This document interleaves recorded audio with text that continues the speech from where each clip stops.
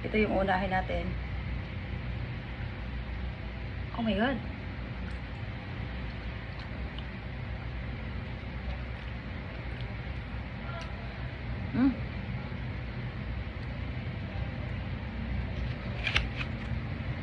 Hindi ko naman ito maubos, guys. Imagine niyo. For this one pack, ang dami, oh.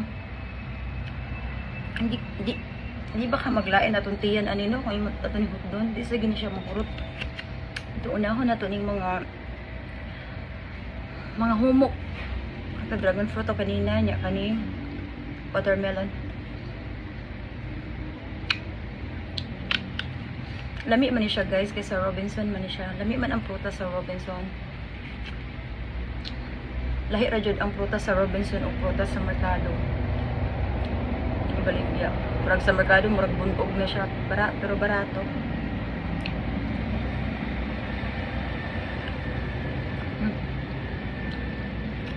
Kani o murag siya glumboy og lami. This one. Mura siya glumboy og lami. Pero, kung imo siyang kaunon,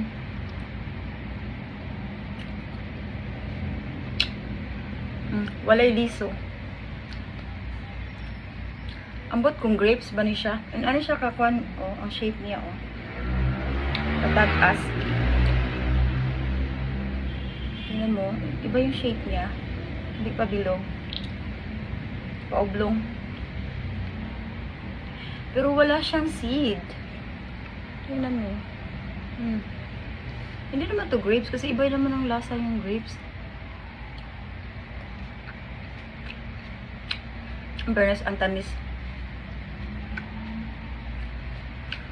This one, kiwi.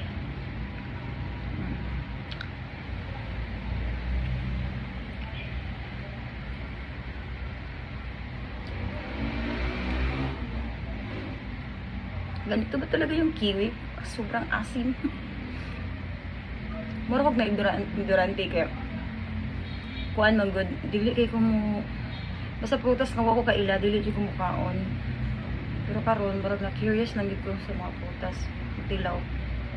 Pero ang kiwi di ay grabe di siya kaaslong. Aslong pa siya sa orange ug sa kuan pineapple.